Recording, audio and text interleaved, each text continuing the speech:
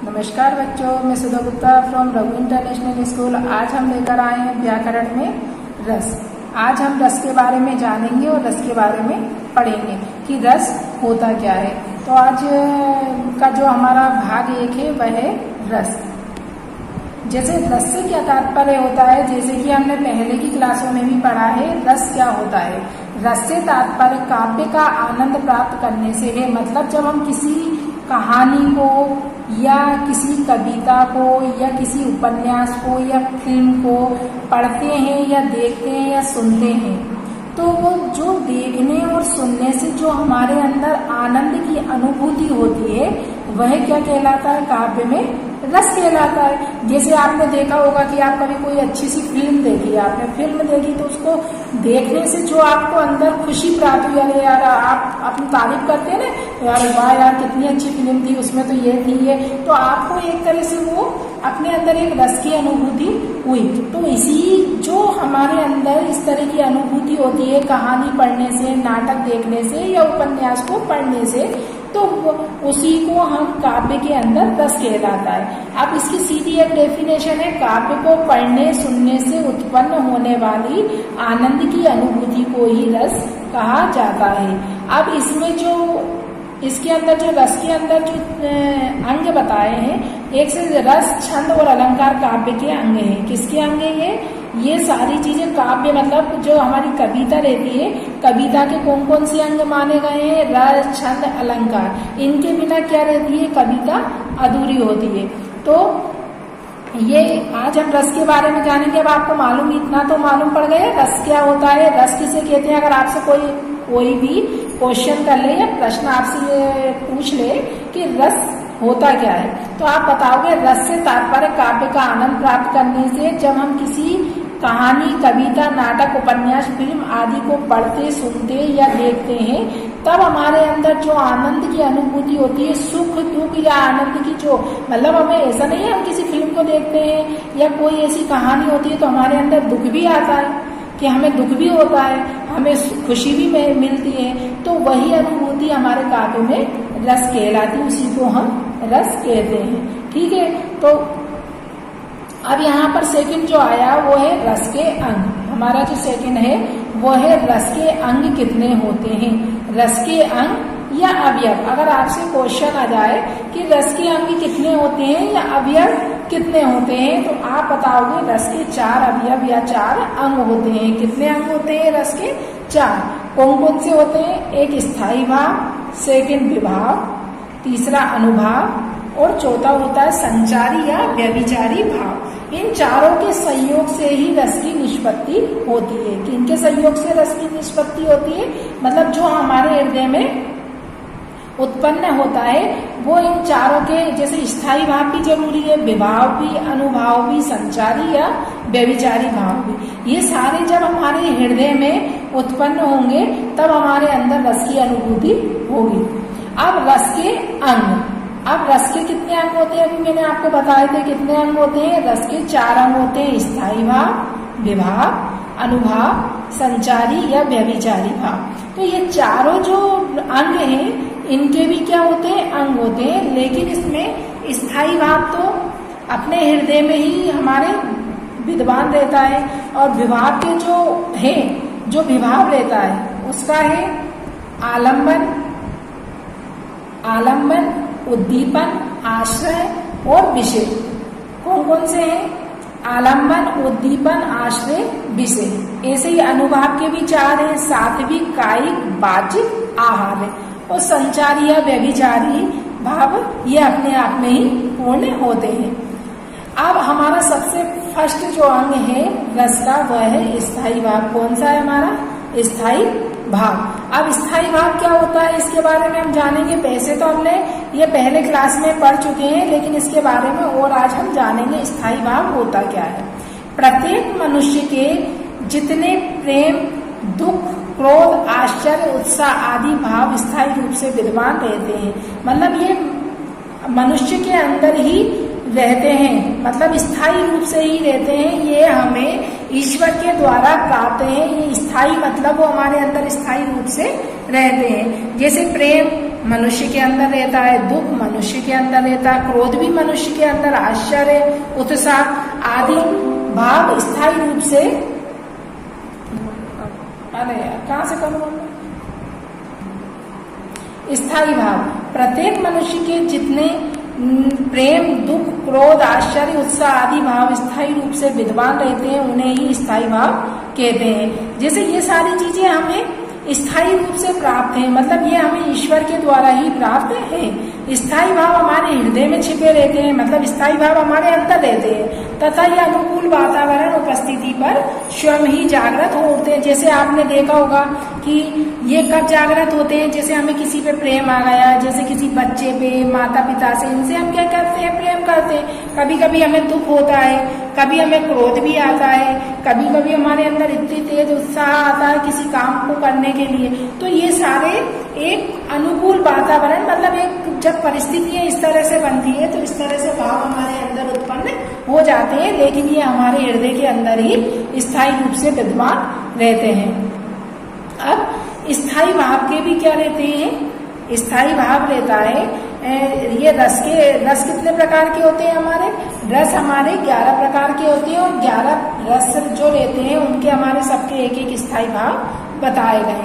जैसे श्रृंगार का स्थायी भाव बताया गया, रति, हास्य का हास, करुण का शोक, रौद्र का क्रोध, वीर का उत्साह, भयानक का भय, विभत्स का जुगुप्सा, अद्भुत का विस्मय, शांत का निर्वेद, वात्सल्य का वत्सलता, भक्ति मतलब ईश्वर विषय कार्य, मतलब भक्ति के बारे में तो आप सब लोग जानते हैं, प्रिया यानी स्नेह। अब आपको मैं बता देती हूँ कि जैसे क्वेश्चन में आपसे यह भी पूछ सकते हैं कभी भी, श्रृंगार रस का स्थायी भाव क्या होता है, या हास्य रस का स्थायी भाव क्या होता है, कर यह आपको याद करने पड़ेंगे।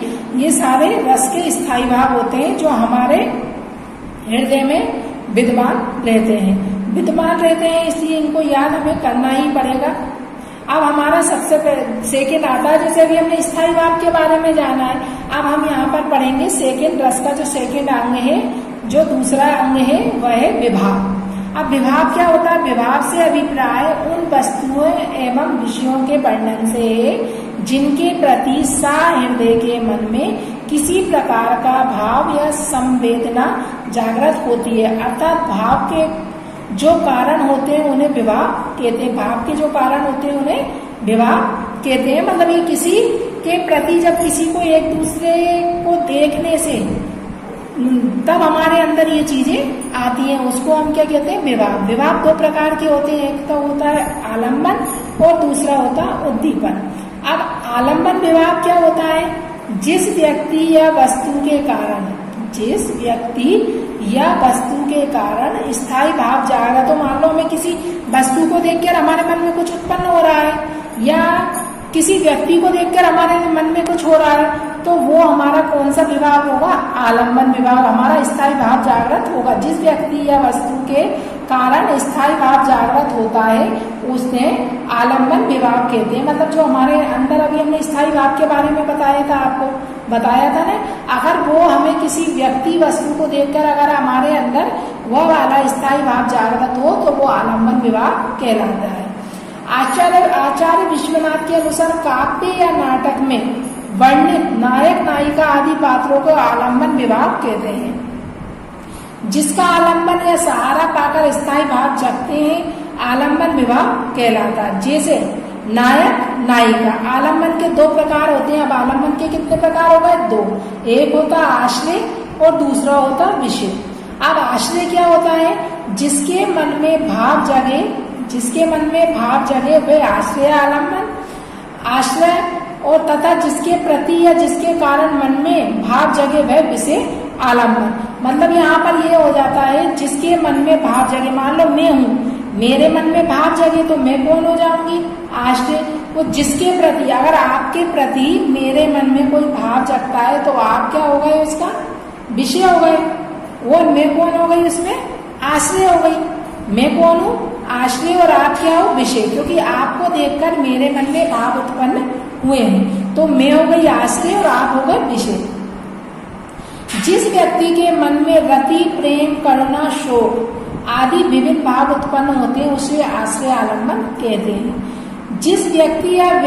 जिस वस्तु या व्यक्ति के लिए आश्रय के मन में भाव उत्पन्न होते हैं उसे विषय कहते हैं। जैसे मैंने आपको बताया, आपके देखकर मेरे मन में भाव उत्पन्न हुए, आप मेरे लिए क्या हो गए, विषय हो गए, और मैं कौन हो गई, आश्रय हो गई, क्योंकि भाव मेरे मन में जगे हैं। किसको देखकर, आपको देखकर। ठीक है, अब उदाहरण है इसका, जैसे आपने एक बार देखा होगा जब सीता जी को राम जी ने पहली बार कहाँ पर देखा था, पुष्प वाटिका में। जब पुष्प वाटिका में सीता जी ने राम जी को पहली बार देखा था तो वहां पर देखते ही दोनों एक दूसरे को सुध भूल गए, और वहां पर एक जो राम का रूप निहारी जानकी कंकन के नक्की परिचाई जाति सुधी सब भूल गई। मतलब तो यहाँ पर ये बताया गया है, राम के मन में सीता के प्रति रति का भाव जागृत हुआ। रति मतलब प्रेम का भाव जागृत हुआ। तो राम यहाँ पर क्या हो गए, राम को ने सीता जी को देखकर, सीता जी यहाँ पर क्या हो गई, विषय हो गई, और राम यहाँ पर क्या हो गए, आश्रय हो गए। अब उद्दीपन, अब ये तो हमने यहाँ पर पढ़ लिया स्थायी भाव, विभाव। अब आता है हमारा विभाव का ही उद्दीपन। अभी हम आलम्बन को पढ़ रहे थे, अब इसका सेकेंड आता उद्दीपन विभाव।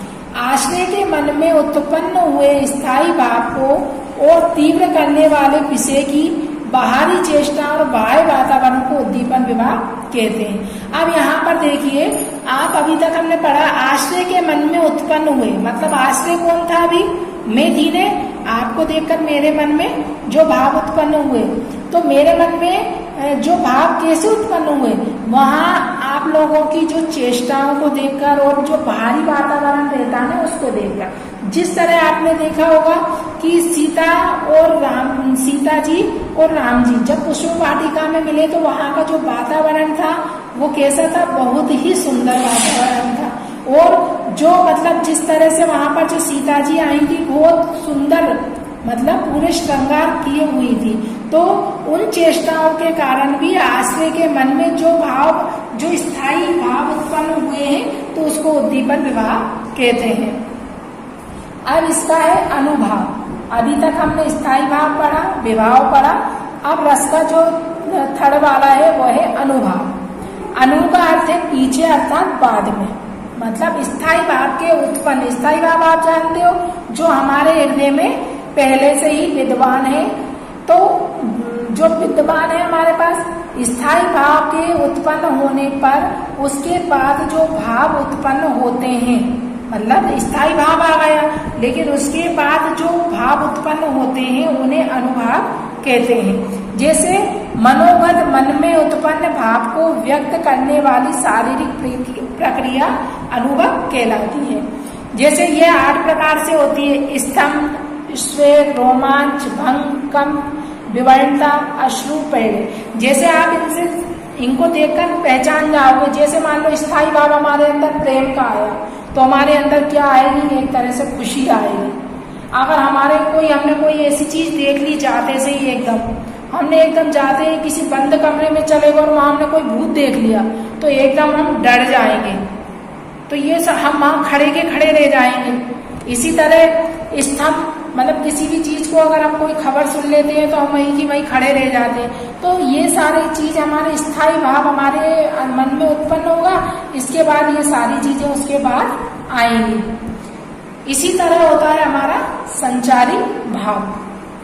अब संचारी भाव क्या है हमारा? संचारी भाव होता है हृदय मन में संचरण आने जाने वाले भाव। मतलब जैसे अभी तक तो स्थायी भाव था हमारे अंदर, अब संचारी भाव होता है ये भाव हमारे अंदर आते जाते रहते हैं। हृदय मन में संचरण आने जाने वाले भावों को ही संचारी भाव कहा जाता है। ये भाव स्थायी भाव के साथ उत्पन्न होकर, मतलब जो स्थायी भाव रहता है उसके साथ थोड़े समय के लिए उत्पन्न होते हैं और ये अपने आप ही नष्ट हो जाते हैं, अपने आप ही समाप्त हो जाते हैं। मतलब ये आते हैं और चले जाते हैं, ये स्थायी रूप से हमारे हृदय के अंदर विद्यमान नहीं रहते, ये हमारे हृदय के अंदर स्थायी रूप से नहीं रहते हैं। तो संचारी भाव की यहाँ पर संख्या 33 बताइए। ये बहुत इंपॉर्टेंट क्वेश्चन है आपके लिए। संचारी भाव की संख्या कितनी होती है? तो आपका ये हमेशा है, संचारी भाव की संख्या 33 होती है। कितनी होती है संचारी भावों की संख्या? 33 होती है, जो यहाँ पर लिखे हुए हैं। अब हमारे रस मुख्यतः 11 प्रकार के होते हैं। कितने प्रकार के होते हैं? 11 प्रकार के। श्रृंगार रस, हास्य रस, करुण रस, वीर रस, अद्भुत रस, भयानक रस, रौद्र रस, विवत्स रस, शांत रस, वात्सल्य रस और भक्ति रस। ठीक है, तो आज हमने यहाँ पर फर्स्ट वीडियो लेकर आए हैं हम रस की।